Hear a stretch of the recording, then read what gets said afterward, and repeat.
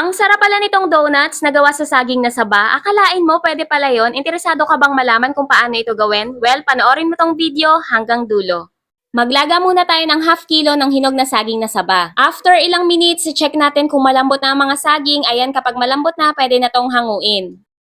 Habang mainit pa ang mga ito, balatan at durugin or i-mash natin ang mga saging gamit ang tinidor. Pero kung meron kayong food processor, mas maganda para hindi kayo mahirapan mag-mash nito. Ayan, kapag ganito na siya, okay na yan. Tapos, i-transfer muna natin to sa bowl. Ilagay na natin ang all-purpose flour, asukal, at baking powder at haluin natin ito or masahin. Maglalagay din tayo ng ube flavoring tapos masahin ulit natin to.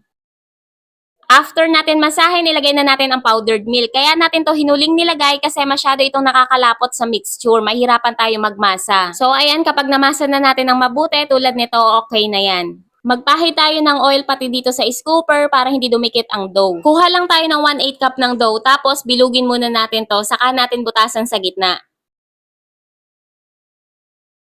At kapag na-achieve na natin ang figura ng donuts tulad nito, okay na yan.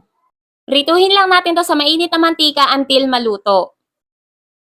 Kapag ganito na ang kulay, luto na yan, tanggalin lang natin ang excess oil. Mag-drizzle naman tayo ng condensed milk sa mga donuts. Tapos, ikalat natin ang condensed milk para kumapit talaga ang ubi pillows sa mga donuts. Kailangan natin ng 2 pack ng ubi pillows, dinurog ko lang to ng pinong-pino. At ayan, i-coat na natin lahat ng mga donuts. O diba, ang ganda? At eto na ang ating finished product. I-try nyo na rin to, mga kakusina.